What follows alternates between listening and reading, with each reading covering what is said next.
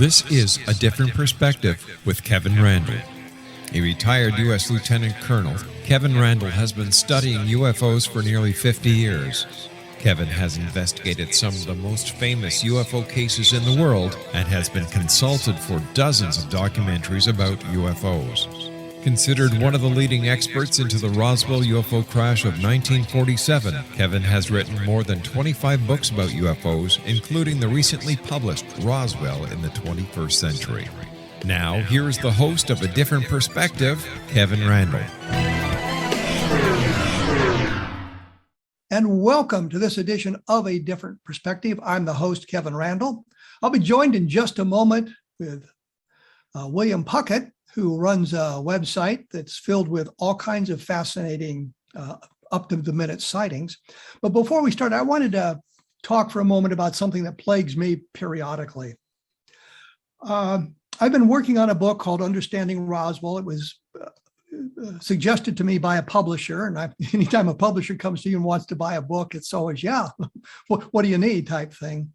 But as I was going through the material on Jesse Marcel Sr., I ran into a bit of a problem, and it's something that I'm not sure a lot of people worry about. But I always thought of Jesse Marcel Jr., of course, as a friend and a fellow soldier. We both served in Iraq at different times. And reading the material from his father in various sources, including Linda Corley's book, For the Sake of My Country, some of the interviews that he had conducted, some of the things that he had said, it seemed to me that he engaged in a bit of willful embellishment of his resume. I'm not sure I really want to call it lying, although in essence, I guess you could say that's what it was.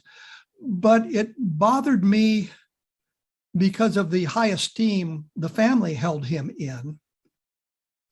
And one of the examples, I think maybe the best example, is he made a big deal about having performed an appendectomy on a soldier while they were serving in the Pacific during the Second World War. And he was guided by a surgeon over the radio, one of those kind of things. The surgeon wasn't there and the guy needed the operation like right this minute, and Jesse Marcel supposedly performed it.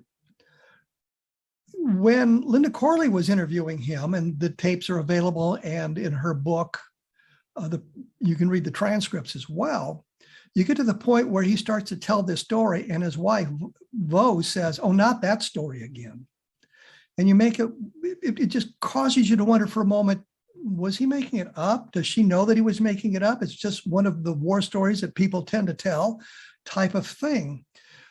But it grows on beyond that when the family said that he had received a soldier's medal. And a soldier's medal is given not necessarily for valor, but of course, valor can play into it. Not necessarily for saving a life, but saving a life can play into it. It's a fairly high decoration in the military and suggests some kind of outstanding performance. I have a complete copy of his 201 file. This is before the internet went nuts and everybody started stealing identities, and the information became protected by the Privacy Act, and probably rightly so, I might add. But I've got a complete copy of the 201 file. I've got his officer ratings. I've got letters back and forth with various people. And the problem is there's no mention of a soldier's medal anywhere in there. His Bronze Star is mentioned in there. His air medals are mentioned in there. I even found out one of the ribbons I couldn't identify in the black and white picture of him that I have was the Philippine Liberation Medal. I didn't know they gave one for that, but that's apparently that was his sixth award, and I couldn't identify it. I could identify the Bronze Star and the Air Medal and the other awards that he had, but I couldn't identify that one. So you have to wonder about that, because it's an important part of the whole picture. I mean, is his testimony reliable? And I'm thinking that if we had only Jesse Marcel's testimony about the events in Roswell in 1947, we could pretty well eliminate him at this point. Fortunately, I and many others have talked to other members of Colonel Blanchard's staff, Marcel being on Blanchard's primary staff as the intelligence officer, but we talked to Edwin Easley, we talked to Thomas Dubose, who was the chief of staff, which was a very, very important position. We talked to Joe Briley, who was the operations officer, for example. So we have other people involved in this telling us other aspects of the story. So we have corroboration for what Marcel said. The problem I run into is how much of that information do I release? Is it necessary to do that? I mean, the family will be upset. Family's going to be upset now, I suppose. I would have never said anything about this if Jesse Jr. was still alive because of the high esteem he held his father. I've run into this in other places where I have pointed out the information. Robert Willingham comes to mind immediately, who talked about the Del Rio crash, and it was clear that he was not the Air Force colonel he claimed to be, and a lot of the things he said were not true. Jesse Marcel is a slightly different fish, if you want to go that direction, because he did serve in the positions he talked about. He did hold the rank that he talked about. It was just some of the things he sort of embellished. So I kind of throw that out there. And I'm always kind of conflicted in some of these cases about releasing all the information, although it does have an impact on the viability of the story and the truthfulness of the individual telling that. Clearly, he was involved in the retrieval operation, meaning even if you want to go from a skeptical point of view of picking up the weather balloon and taking it to Fort Worth, or he picked up pieces of a flying saucer and took them to Fort Worth. I mean, that part of the story is true, and we have documentation from the newspapers and everything else that prove that sort of thing. So that's kind of a dilemma I find myself in. Maybe it's my old age getting to me, of being a little bit more respectful of others and their secrets. I just thought I would mention that, and I didn't mean to drag it out this long, because I know William Puckett's there, and he's got a lot of good information for us. And I'll just note here that he was employed as a meteorologist with the National Weather Service for 3 years and the Environmental Protection Agency for 27 years. He retired from government service in 2007. He is a professional member of the American Meteorological Society. He has worked as a consultant for UFO Hunters, a series on the History Channel. I'm not sure I would mention that. I've been on some things on the History Channel I wouldn't mention, but I digress and make a bit of a humor there. He has appeared on 2 UFO Hunters episodes. He appeared in an episode of Science Channel's Close Encounter series, there you go, and was also a research associate for NARCAP, which is the National Reporting Center for Anomalous Phenomena. That's almost as a crummy acronym as the government came up with after the UAP thing. He is credited with meteorologic and radio analysis for the November 7th, 2006 UFO incident at O'Hare Airport. He is formerly the state director for the Mutual UFO Network in Montana. By the way, I've been to Montana, just so you know. It's irrelevant to anything, but I just thought I'd mention that. He is formerly state director of Montana. He is certified field investigator for MUFON and has written several technical articles for the MUFON Journal. He has been guest on many talk shows, including this one in the past, and interviewed on some TV programs. He continues with his work as an independent investigator and presents his results of his studies on his website, UFOs Northwest and UFO Sightings Montana. Welcome to A Different Perspective, and I'm sorry I delayed it with my rant there. Thanks, Kevin. Thanks a lot for having me. I'd like to say just a few words about the Marcels. I did have the opportunity to meet Jesse Marcel Jr. Right after I moved to Montana in 2011, and we had lunch and talked about Roswell. At the particular time, I was doing some research on the Roswell incident for the History Channel, for the UFO Hunters series. And I actually showed Jesse some of the data that I'd found, namely that the weather observer, so to speak, was gone on the day that they flew the wreckage from Roswell Army Airfield to Carswell Air Force Base in Fort Worth. I find that to be quite interesting. The only facility in the world that had nuclear weapons right in the peak of the thunderstorm season, which is aviation hazard, and the weather observer seems to be gone. I did find that interesting. Anyhow, I did really have a nice visit with Jesse Jr., and I interviewed him on a radio program I was hosting at a particular time about his book, and I'd read his book. So I can't speak for the efficacy of Jesse Marcel Sr. Obviously, you're pretty well rehearsed in that. Although I will say that some UFO witnesses, even with, so to speak, expert credentials, sometimes break down a bit when you start doing a little bit of research in their backgrounds. I have found that to be true. From a personal perspective, talking about my website, I pretty much quit investigating old cases because people don't know the dates, times, and details. I only bring that up because you're talking about validity of witnesses, and old cases are very much dependent on the validity of witnesses. And being a scientist, I like to get my hands on data, on forensic data, namely photos, videos, and sometimes trace evidence. So on that basis, I've given lower priority to older cases. So the cases you'll see on my website, particularly the recent cases posted, will be cases that within the past year or two. So I just thought I would mention that. Let me say one thing here. We need to distinguish between Jesse Marcel Sr. and Jesse Marcel Jr. And I've met Jesse Marcel Jr. many, many times.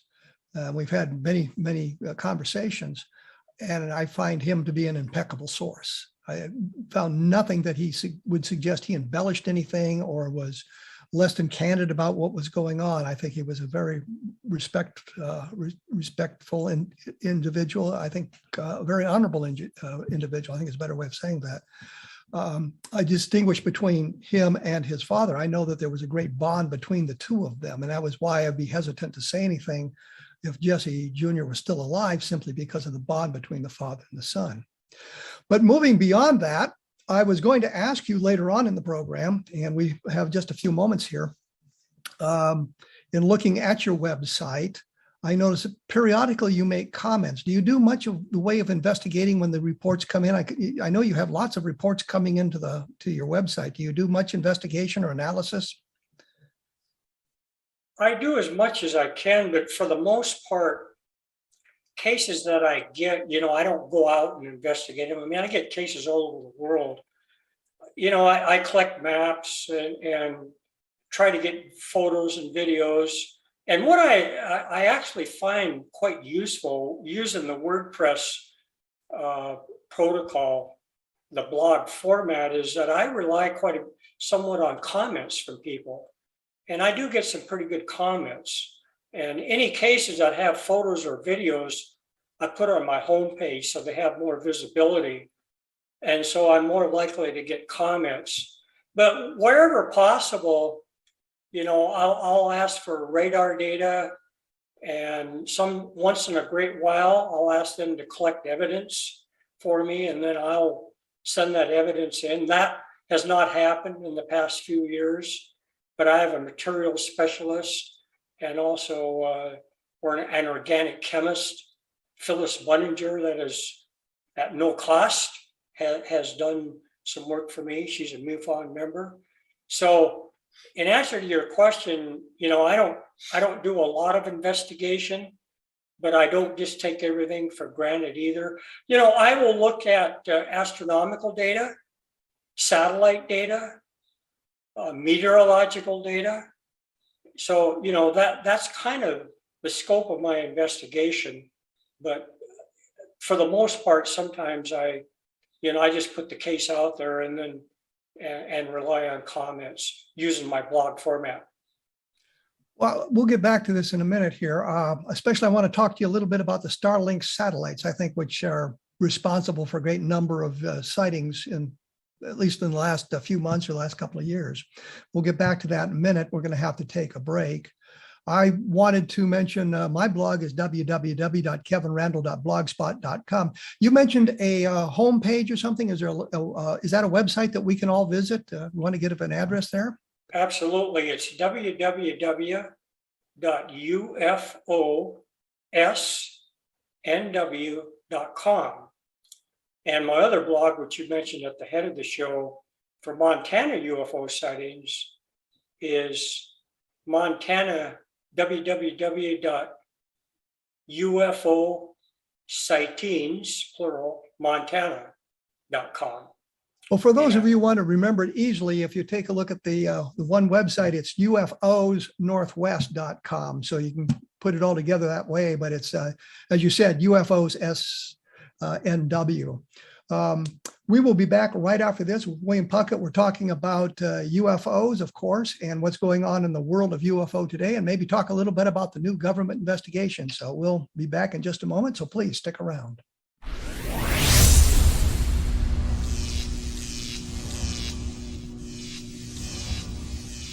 And welcome back. I'm here with William Puckett. As you can see, we're not in the same room. We are practicing social distancing as demanded by the government. We're not breathing the same air. We're isolating, I guess is the way to say it. When we went away, we were talking about some of the information that comes to his websites. And I noticed in reviewing some of that data that an awful lot of it is kind of solved by what I think is called a Starlink satellite. Can you give me a little bit of update on that? Well, there have been several launches. I believe, and I might be wrong, I think the first launch was around May of 2019, and there's been several launches since then.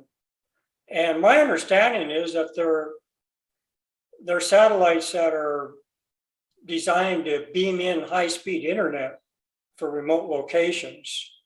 And he continues to launch them. For a while, they were generating just a huge volume of reports for me, so many that I just quit posting them because there was no time. I did get a video of one, I don't know, a couple months ago. I did post it just for information, for the public, so that when they see them, they don't run to report them to me.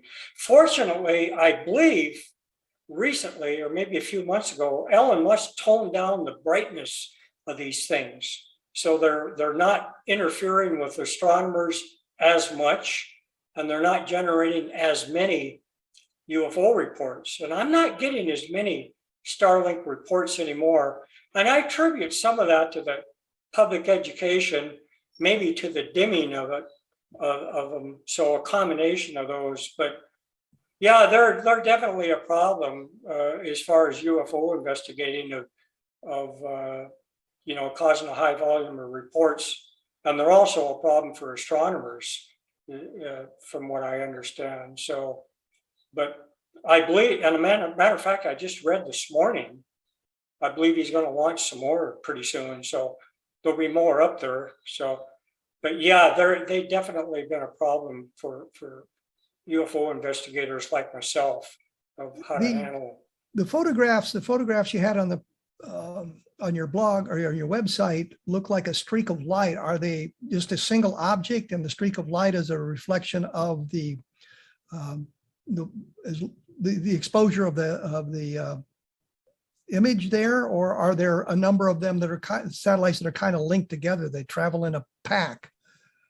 Well, they're always very close together. The typical report that I get with Starlink satellites, 20 to 50 objects moving in a line to the northeast. If I could, paraphrase a typical Starlink report, that would be what it would be. And they move in a line, and some people will say they're moving fairly rapidly. And this I attribute to autokinesis. People who say, oh, they jump in and out of formation. That's an optical illusion. And then the actual line that you might see, actual congruent line, would be more to probably a lens flare type effect. But they're typically, physically, I don't know how close they are together, but they're, when you look at them, and some people will see up to 100 too, moving in a line. But that's typically, to paraphrase, the type of Starlink report that I get. As you can see, I've spent some time looking at your website and noticing that a lot of the solutions were Starlink satellites. You get a photograph. I notice you get a lot of photographs in to the website. Is there an analysis that you perform on those? I notice sometimes you explain, well, this looks like it might be this, that, or another thing, but some of them have no explanations. What exactly do you do when you get a photograph? Well, the first thing I do when I get a photograph, and most photographs anymore come from cell phones, but some come from regular cameras. I look at what we call the metadata of the photograph. That gives me a little authenticity. Has it been photoshopped? Because if it's photoshopped, it'll show up as in the digital signature in the metadata. But I look at the metadata first, and then I look at the weather conditions, and I may ask the witness questions. One thing that criticism that I have a lot of, so to speak, expert photo analysts, they ignore what the witness sees and what the witness says. I think what the witness sees and says is also important with respect to photo analysis. I mean, what if you're looking at, was it a reflection? What did they actually see? Why did they take the photograph? And of course, many photos that I get are after the fact photos. People didn't see anything, but they look at the photo. Oh, this showed up in the photo. And for example, a lot of people would take photos into the sun or of a sunset, and then they'll see a blue object or such and such. Well, most of that is lens flare effect, particularly with iPhones. iPhones will show a green object. So that's what I do, and then I'll blow the photo up. Wait, let me ask you a question, because you said something interesting.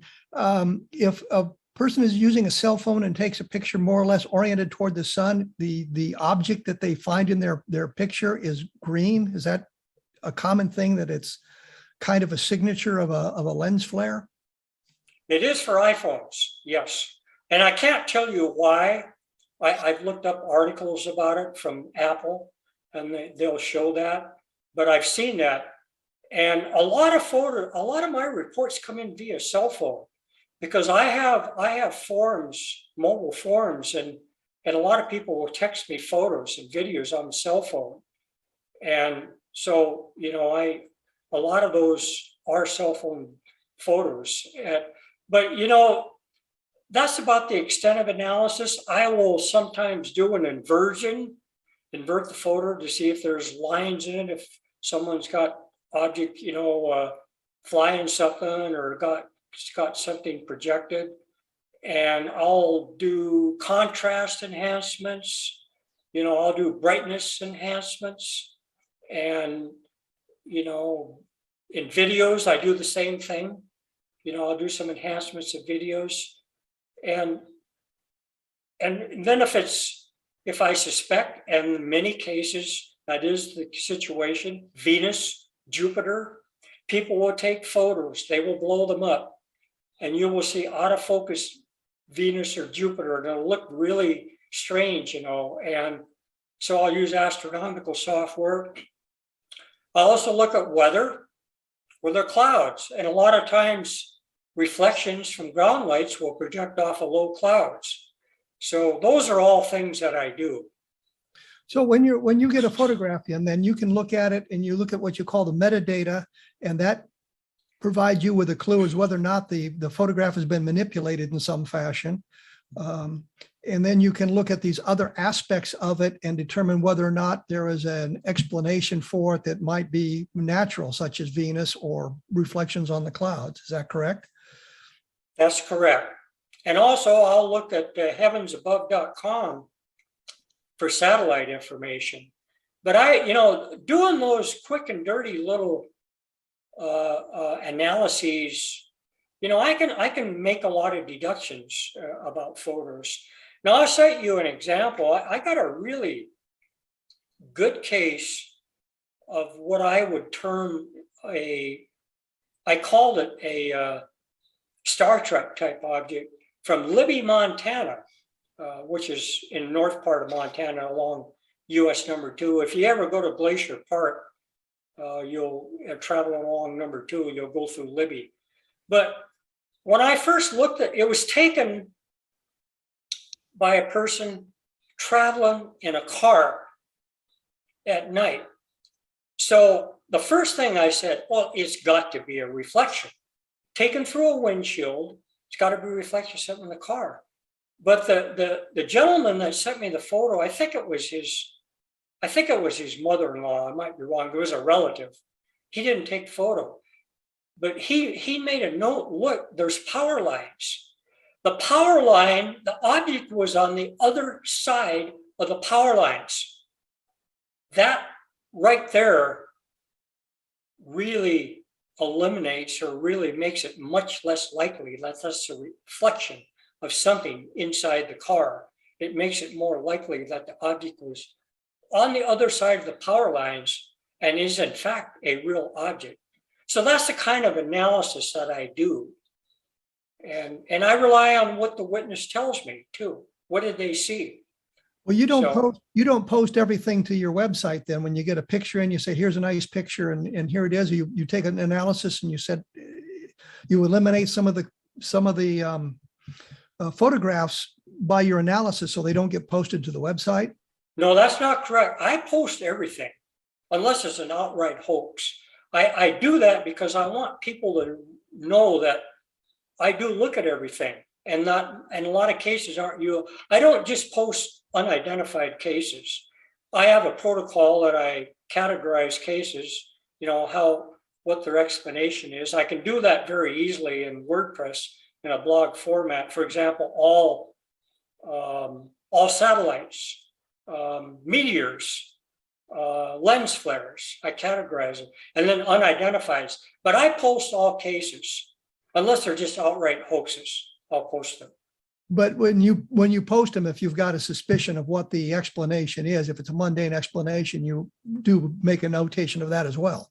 I do, absolutely. Sometimes I may not note it, but if they look in the blog format below, when they look at one of my reports, they'll see some underlines, some links. It'll say unidentified, lens flare, reflection, or sometimes uncategorized, anomaly in photo. Notice anomaly in photo. That's all below the report. And sometimes I'll make a few comments in my notations. Well, I did notice on some of those that the one that I picked up was, of course, the satellite, the Starlink satellites. Do you have, I don't suppose it comes into you because you say a lot of pictures are taken by cell phone, but I've noticed in some other arenas that the witness attempted to take pictures by the cell phone, but it didn't work out. They could get just the sound, but not the object itself or things like that. Do you get many reports like that? I get reports where, yes. I get quite a few where people say, yes, I took the photo, but didn't show up. Sometimes I will ask them to send me the photo because I mentioned previously that I can do some enhancements. And with enhancements, just because it didn't show up in the cell phone, if I brighten it up or increase the contrast, sometimes I can find the object that they photographed or videotaped also. So I ask them to send it to me anyhow. And sometimes, of course, I don't. And also I'll note, cell phones don't always, or cameras don't always do justice to what people see. They may see something that looks quite a bit different than what the cell phone or the camera will pick up. But I do look at it and try to make those notes. So it's always important to find out what the witness sees. And then a lot of times I get photos where the witness doesn't see anything. And sometimes those are interesting. I mean, sometimes those are definitely unidentified cases. I got one, I believe in Yosemite National Park, a really strange case. It's at the very bottom of my home page, and I cannot explain that. It almost looks like a cloaking type phenomena, very, very strange. But the person didn't see it, but found it after the fact when he later reviewed the photos. And sometimes that can be several months down the line where they're looking at vacation photos and find something unusual. Okay, well, we're going to have to take another break here in just a moment. I want to point out that there are other fine programs on the X Zone Broadcast Network at xzbn.net. I think I got that right this time. Take a look at the list of programs, and there's going to be something that's going to interest you there as well. Not only this program, but in other fine programs on it. As I say, look at my blog at www.kevinrandle.blogspot.com. And the latest book is cleverly called Level Land, which is about the level land sightings. And I bring that up now because when we come back, I think I'm going to ask you about electromagnetic effects, because I know there's a portion of your blog that takes a longer look at that. So we will be back right after this. So please stick around.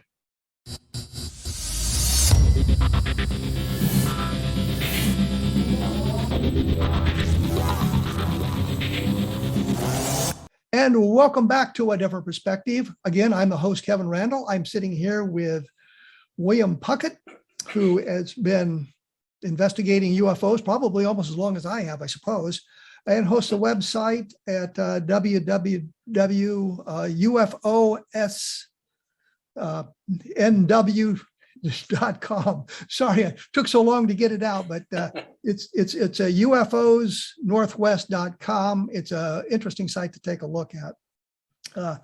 When we went away, we were kind of talking about pictures, and I had mentioned something about a number of people who have said, well, I tried to take a picture, my cell phone didn't work right, which kind of leads us into electromagnetic effects.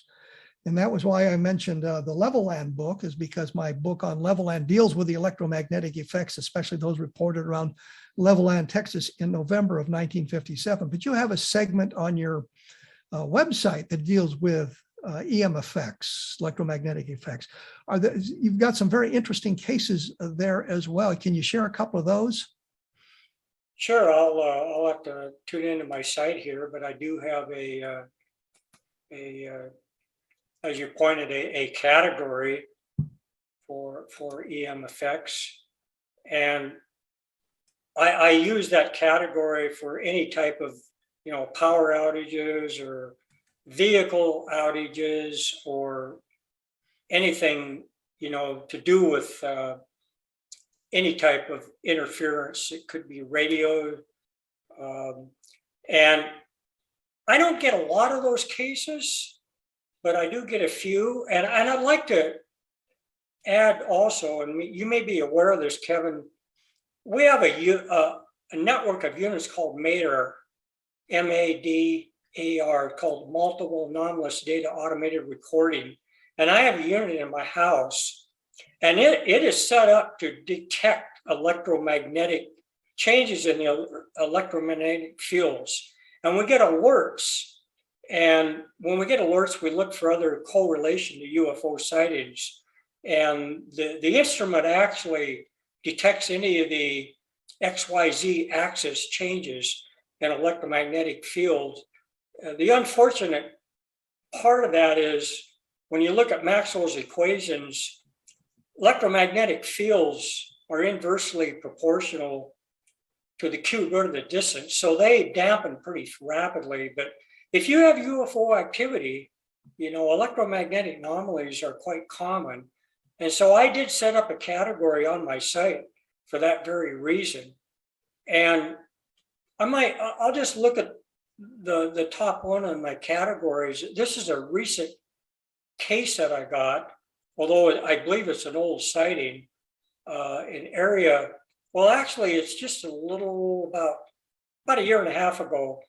Mud Lake, Idaho, which is kind of in the central part of Idaho. Looks like it's, looking at the map on my site, it's northwest of Twin Falls, probably about, I would say 150 miles. And the actual location of the sighting was from Salmon, Idaho, which is, that's about, Salmon and Mud Lake are fairly close, but Salmon is quite a bit more well known. But I'll just kind of paraphrase what the witness said.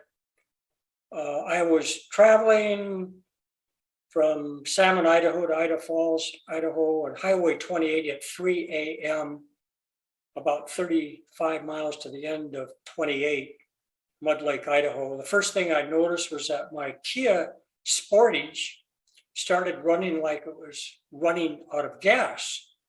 After looking at my fuel gauge and back at the road, there were white disc-shaped UFOs flying clockwise in squadrons of about 20 to 30.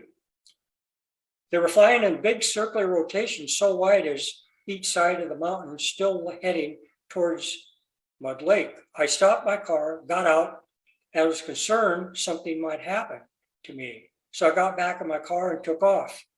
I looked to the left side, and over to the left side of the mountain, there was a huge, long white craft. I don't know if it was in flight since it was revealed over the mountain. But this formation of UFOs just flew in clockwise big circles. He puts this in caps, there must be a base somewhere over that mountain.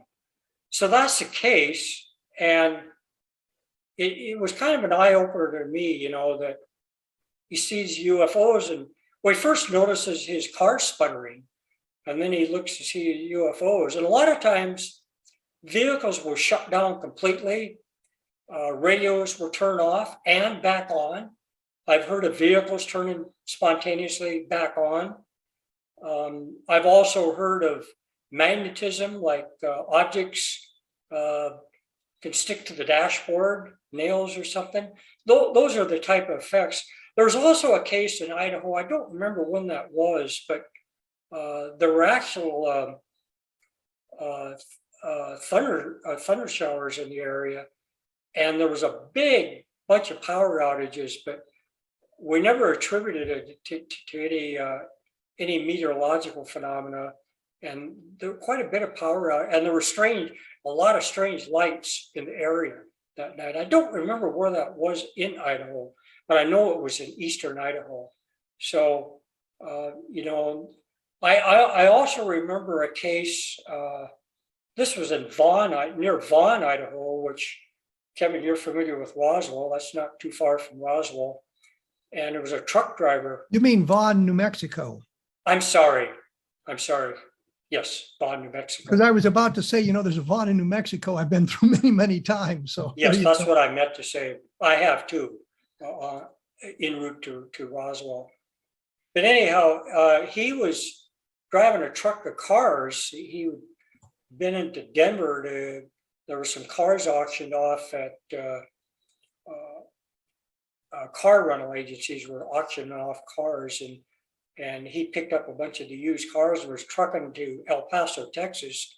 So he stopped to take a look at his load, and suddenly he felt a lot of tingling on his arms, like his hair was standing on end, and then his truck turned off, and he looked up and he saw this huge black triangular object moving up from the south, and so the object just hovered, and everything was off, and he couldn't even get his flashlight to turn on. And so finally, he thought, well, he'd go back and try to get one of his cars off, because, you know, that's what he did in emergencies. And then suddenly his flashlight came on, and I believe his truck came on, and the vehicle just went in reverse and moved back to the south. So he hopped in his truck and got out of there. And when he got to El Paso and unloaded cars, he noticed that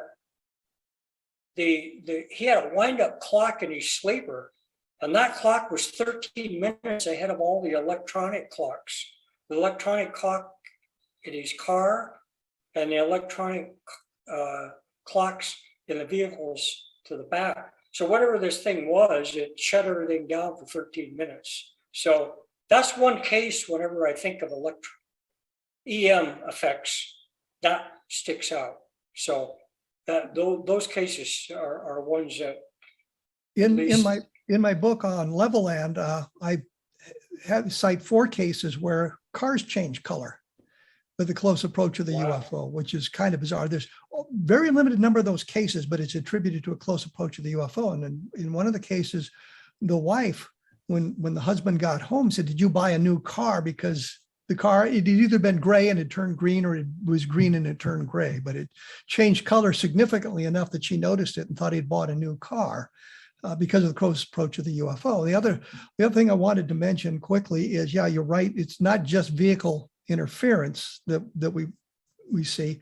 Most of the cases, the driver must take some kind of action to start the car again. It doesn't spontaneously start. In Levelland, almost all of the cases, it seemed that the cars needed to be started by the drivers, with one exception. The guy just insisted his car started spontaneously. And the Condon Committee used this to reject the idea of electromagnetic effects on cars, because they could think of no mechanism if you suppressed an electrical field by the use of a huge magnetic field, that when you remove that field, the car would restart spontaneously. The lights might come back on with the flow of electrons, but they could think of nothing, no mechanism which would cause the car to start spontaneously. And I went through an awful lot of the reports looking at that and discovered that for the most part, it seems that the people were talking about the cars not starting spontaneously. They say things like, well, then the car started normally, or the car operated normally, and that sort of thing. So in the book Level Land, I deal with, I think, several hundred cases, both in detail in the book and then in an appendix at the back where it talks about that kind of thing. So it's kind of an interesting phenomenon. And there's also talking of power outages, knocking radio stations off the air and that sort of thing, well, with the electromagnetic effects. But you say you don't get many of those reports? You're correct. I think I maybe only had one or two of spontaneous starting. For the most part, they have to start the vehicle. I don't specifically recall. I believe, I think I said that it spontaneously started as a diesel engine. And diesels, of course, operate different than, they pre-ignite, and then they start that way. But I think maybe he did restart the vehicle. I know the flashlights came on and the lights came on. But yeah, I think I've only had one or two where people say the vehicle spontaneously started again. And they were old cases, so you don't even know if people are, again, recalling, in detail, the correct detail of what they observed. But for the most part, that's the case. They have to restart the vehicle. But definitely a lot of them shutting down radios and vehicles, power outages, other effects indoor in the house of strange things happening. That's true. Well, the thing that strikes me is we had a large number of those cases in 1957 in the United States. There was a large number of cases in France, in South America in 1954, but it doesn't seem that the stalling of the cars or the electromagnetic effects shutting off, it can be the power in the house, for example. There's one case where the object seemed to shut off the power in the house, and it shut off a car driving down the street and that sort of thing. But we don't seem to get a lot of those. It seems to be a rare subset of the overall UFO phenomenon. Do you think proximity weighs into that? Well, I believe it does. I mean, as I mentioned, the electromagnetic field strength is inversely proportional to the cube root of the distance. So unless the object is very close, or the phenomenon is very close, or it's extremely strong, that would be the case. But I mean, you get electromagnetic pulse from a nuclear weapon, and that'll go out a long ways. I mean, that's, they talk about that jamming and everything in electronic warfare. Electromagnetic pulse will go out a long ways, and of course, but it's extremely strong. But yeah, I think it has to be fairly close to have a noticeable effect. But it might not take much. I don't know. I don't claim. I do have a good background in physics, but electromagnetism is not something I'm really well versed in. But I just know that, and there's been most of the cases that I have been involved with vehicles or radios, or et cetera. Not too many power outages, but the one in Idaho is the one that I remember the most. You mentioned Levelland. I can remember, I'm dating myself. I'll be 75 in a few weeks. I remember that case in November 1957. It was in the national news, and it created a big panic. It really did. It was right around the launch of Sputnik. Yes, Russian satellite. let me break in here because I'm going to have to take a break. We're running up against the time limit again, so we'll take a break here.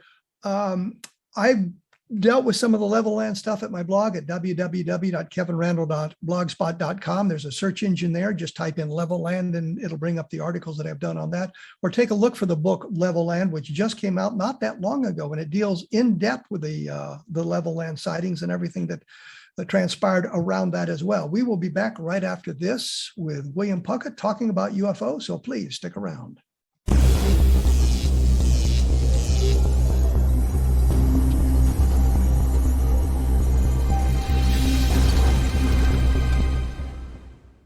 And welcome back. I am here with William Puckett. We're talking UFOs. We were talking electromagnetic effects, which I think is an interesting subset of the overall UFO picture, but it's a very rare occurrence when you're dealing with UFOs.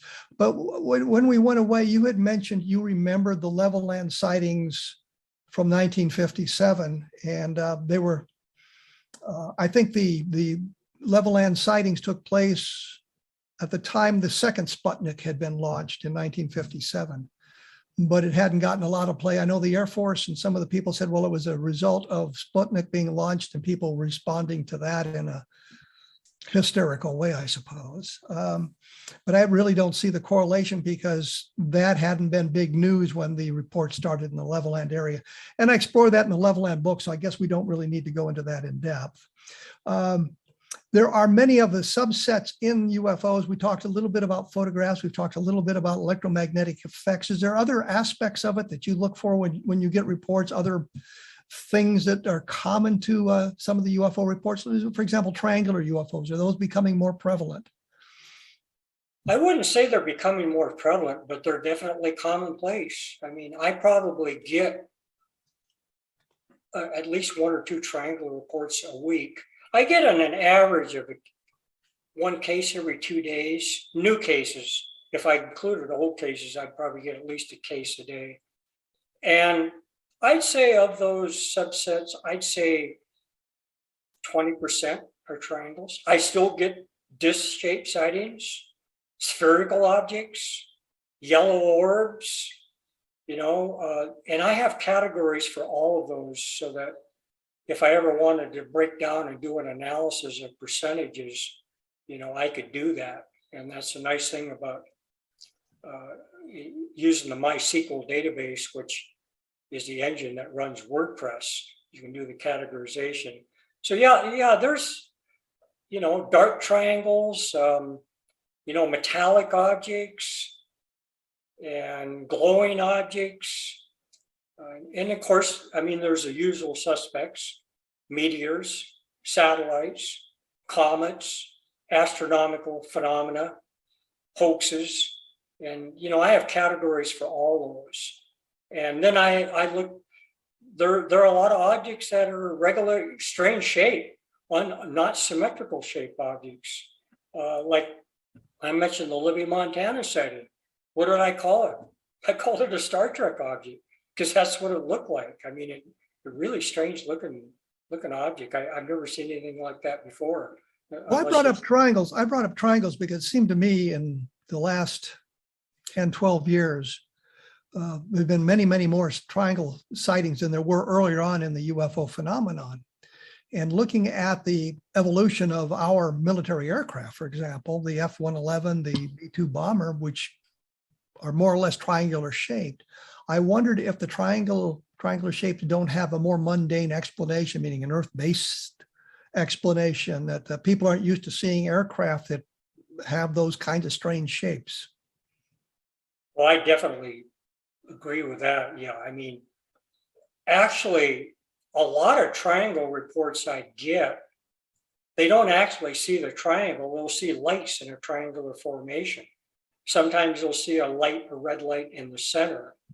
And sometimes they're just conventional aircraft, I think, that people are seeing, or military aircraft.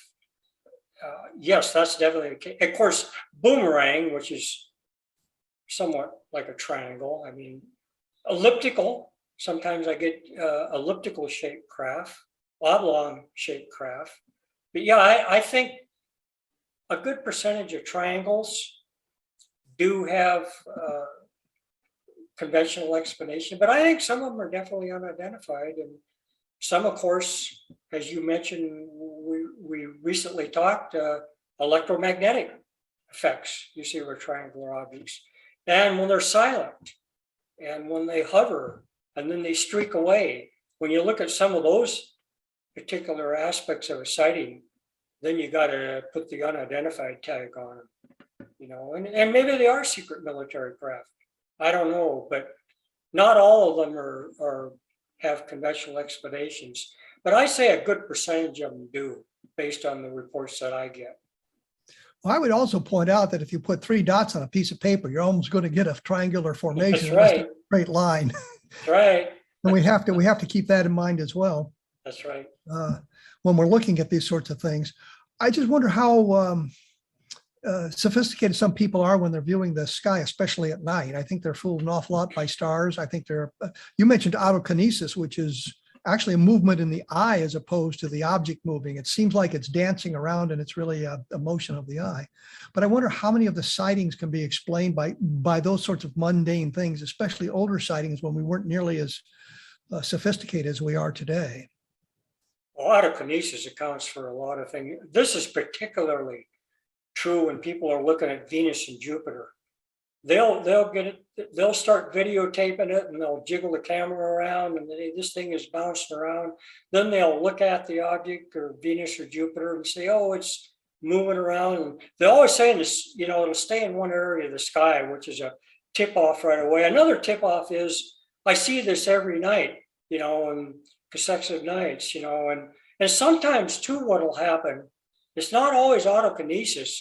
You can have a high cloudiness, high thin cirrus clouds, and they're opaque enough to dim out, maybe Venus or Jupiter or a star, and then they'll pass by, and then the people will see the object. That also can create some,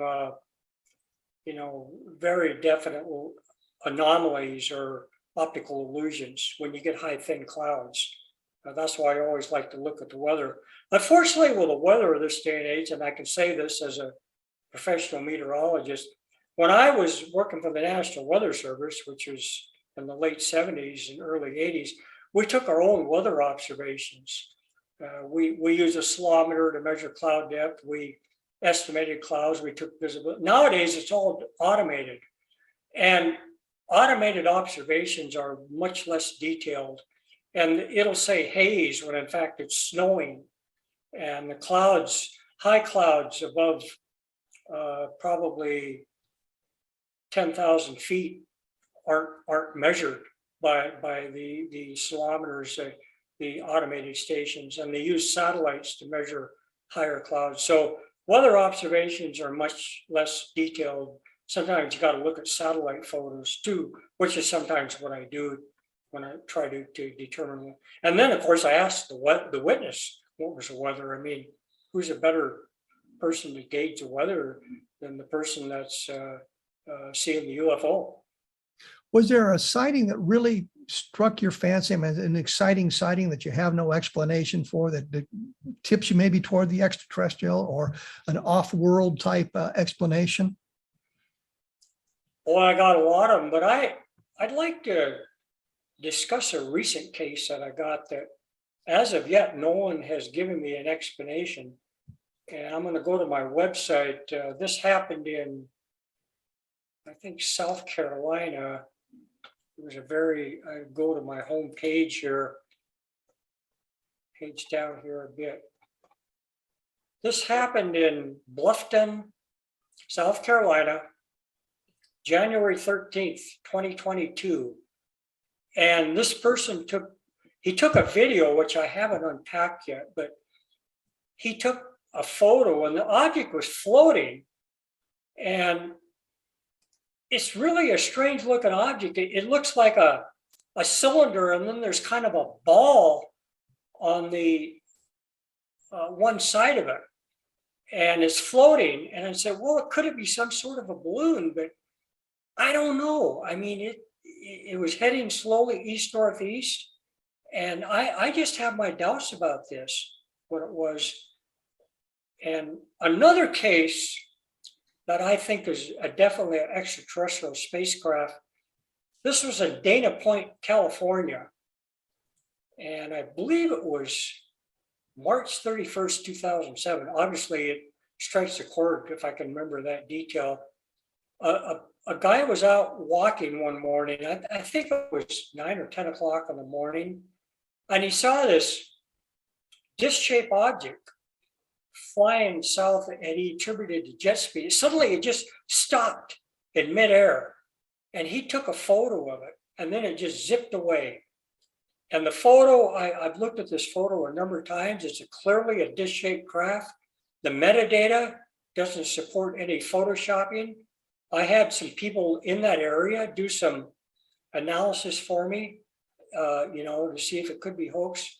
That particular observation, that particular sighting, I really attribute as quite likely a higher intelligence object. I really do. That's one that really sticks in my mind. And what was the date of that? I think it was March 31st, 2007. And it would be on my old website. But Dana Point, California. Dana Point is right south of Los Angeles International Airport. And as you probably know, Kevin, that's the area where a lot of UFOs are seen coming in and out of the water, like Catalina Island off the coast of California. That's an area where, now I might add that this particular witness didn't see this UFO going in and out of the water. Another case, and this is not a photo let me case. interrupt you because we're running out of time. I'm sorry, we don't have time to get into that. I'd love to hear about that. I could listen to these stories all day. Give us your website once again.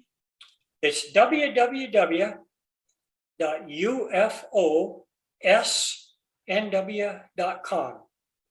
And all the cases that I talked about on your show today, people can find those cases, some on my homepage, others they'll have to click on some links, dates and times and locations to find these other cases. But for the most part, they're all on my site that I discussed today. Well, thank you for taking time with us today. I appreciate the effort and certainly the conversation. I think it's always fascinating to listen to what other UFO researchers have to say about their experiences in UFO research. That was William Puckett. He's got a nice website. It's got a lot of photographs up on it. And we learned a little bit about his analysis and what the criteria are for posting them on his website. So I think it's something we need to take a look at.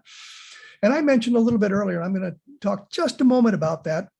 I was invited to do a book called Understanding UFO. It'll be out in time for the 75th anniversary of the Roswell case.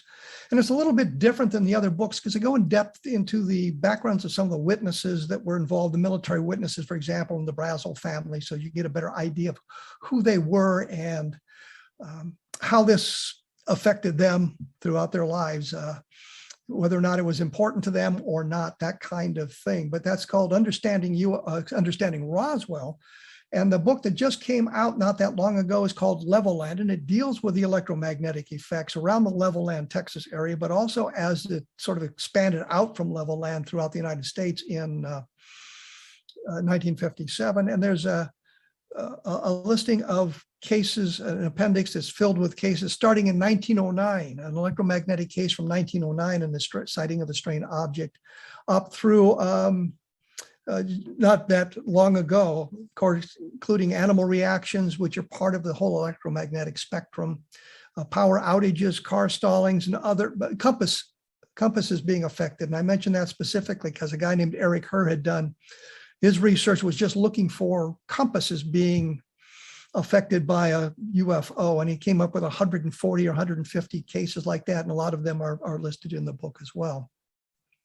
Next week, I'm going to talk to Jim Horan, who is the editor of the Journal for Scientific Exploration, and what that's all about and what the journal encompasses, and his research into UFOs. He did, I think, one of the very first experiments that related to the Ramey memo, which I assisted him with, by the way, but it was providing students with an opportunity of 3 different types of scenarios and how they interpreted what was written in the memo, and whether or not any conclusions can be drawn from that. So we'll be talking about that and his UFO experiences next week. As I say, I will be back in about 167 hours with another edition of A Different Perspective. Thanks for tuning in.